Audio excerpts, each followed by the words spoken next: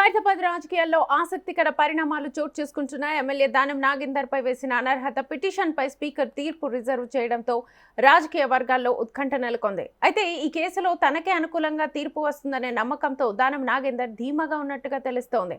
ఖైరతాబాద్ లో by election వచ్చే అవకాశమే లేదని ఆయన తన సన్నిహితులతో చెప్పినట్లుగా రాజకీయ వర్గాల్లో చర్చ జరుగుతోంది. తెలంగాణ రాజకీయాల్లో ఎమ్మెల్యేల పార్టీ మార్పులు, అనర్హత పిటిషన్లు తరచుగా చర్చకొస్తున్నాయి. అదే నేపథ్యంలో ఖైరతాబాద్ ఎమ్మెల్యే దానం నాగేందర్ పై కూడా అనర్హత పిటిషన్ దాఖలైంది. ఈ పిటిషన్ పై విచారణ నిర్వహించిన స్పీకర్ గడ్డం ప్రసాద్ కుమార్ ఇటీవల తీర్పును రిజర్వ్ చేశారు. దీంతో తీర్పు ఎలా వస్తుందనే దానిపై రాజకీయ వర్గాల్లో ఆసక్తి పెరిగింది.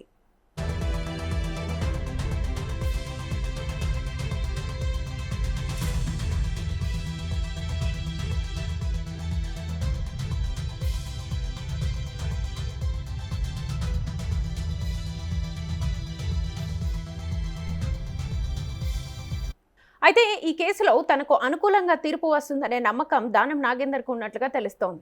స్పీకర్ కోర్టులో నాకే అనుకూలంగా తీర్పు వస్తుంది, నాపై ఉన్న అనర్హత పిటిషన్ కొట్టేస్తారు, ఎవరైనా హైకోర్టుకు వెళ్ళినా న్యాయపరంగా ఎదుర్కొంటాను, ఖైరతాబాద్లో బై ఎలక్షన్ వచ్చే పరిస్థితే లేదు, నేరుగా జనరల్ ఎలక్షన్ జరుగుతుందని ఆయన సన్నిహితుల వద్ద వ్యాఖ్యానించినట్లుగా రాజకీయ వర్గాల్లో ప్రచారం జరుగుతోంది.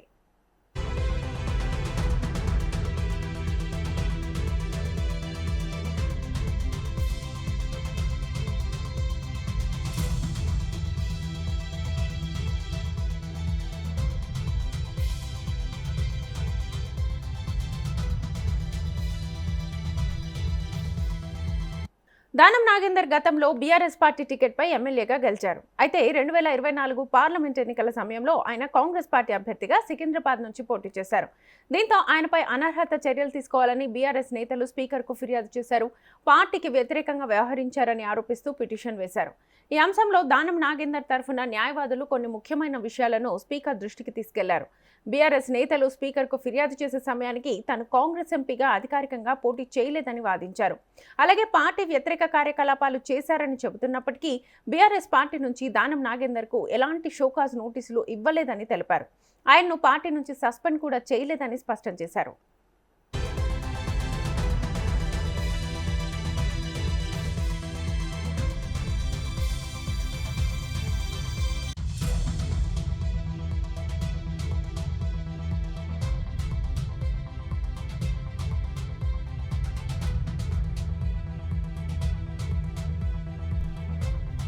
అయితే ఈ కారణాల వల్లే స్పీకర్ కోర్టులో తనకు అనుకూలంగా తీర్పు వచ్చే అవకాశం ఉందని దానం నాగేందర్ భావిస్తున్నట్లుగా ఆయన సన్నిహితులు చెబుతున్నారు.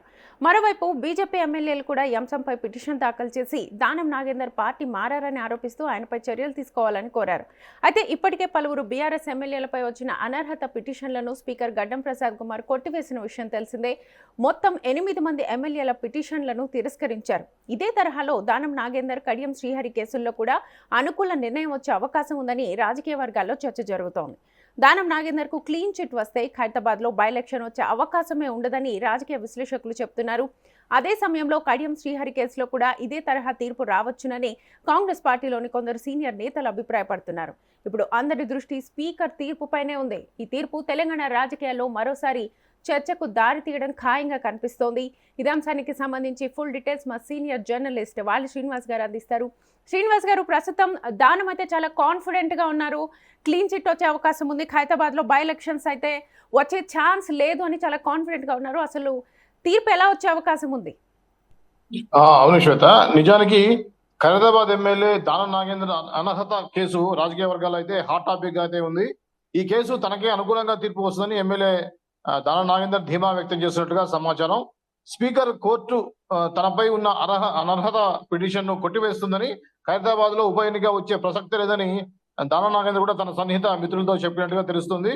ఇటీవల ఎమ్మెల్యేలు దానం నాగేందర్, కడియం శ్రీహరిలపై ఉన్న అనర్హత పిటిషన్ ను అసెంబ్లీ స్పీకర్ గడ్డం ప్రసాద్ కుమార్ విచారించి తీర్పును రిజర్వ్ చేశారు. ఈ నేపథ్యంలో తీర్పు ఎలా ఉండబోతుందన్న ఉత్కంఠత రాజకీయ వర్గాల్లో అయితే పెరిగింది.